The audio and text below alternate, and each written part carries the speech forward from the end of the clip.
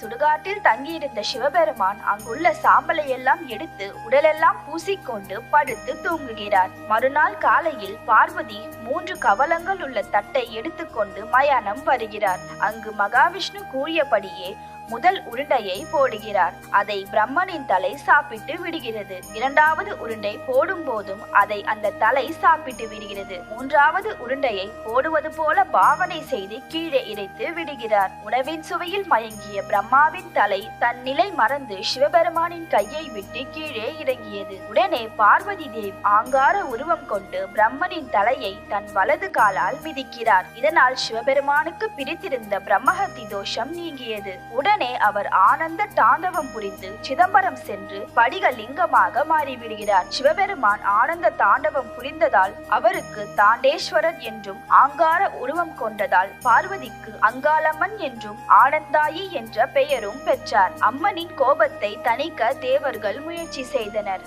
ஆனால் முடியவில்லை. முடிவில் மகாவிஷ்ணுவிடம் சென்று ஆலோசனை கேட்கின்றனர். மகாவிஷ்ணு தேவர்களிடம் அழகான தேரை உருவாக்குங்கள், அதன் மேல் பீடத்தில் நான் கலசமாக மாறிவிடுவேன், அதில் அம்மன் அமர்ந்ததும் கோபம் தணியும் என்று கூறுகிறார். அதன்படி 4 வேதங்களும் சக்கரங்களாக, தேவர்கள் ஒரு சிலர் தேரின் கால்களாகவும், ஆகாயம் தேர் சீலையாகவும், மகாவிஷ்ணு தேரின் மீது உச்சியில் கலசமாகவும் மாறி அழகான தேர் பூங்காவனத்தில் எதிரே நின்றது. இதை பார்த்த அங்காளம்மன் அதன் மீது ஏறி அமர்ந்தார். மற்ற தேவர்கள் அந்த தேரை வடம் பிடித்து பூங்காவனத்தை சுற்றி வந்தனர். அம்மனின் கோபம் முற்றிலும் தணிந்தது. தேவர்கள் அம்மன் மீது பூமாரி பொழிந்தனர். அங்காளம்மன் மனம் குளிர்ந்து தேவர்களை வாழ்த்தியதோடு தான் இங்கேயே கோவில் கொண்டு தன்னை நாடி வரும் பக்தர்களுக்கு வேண்டிய வரம் அருளப் போவதாக கூறினார்.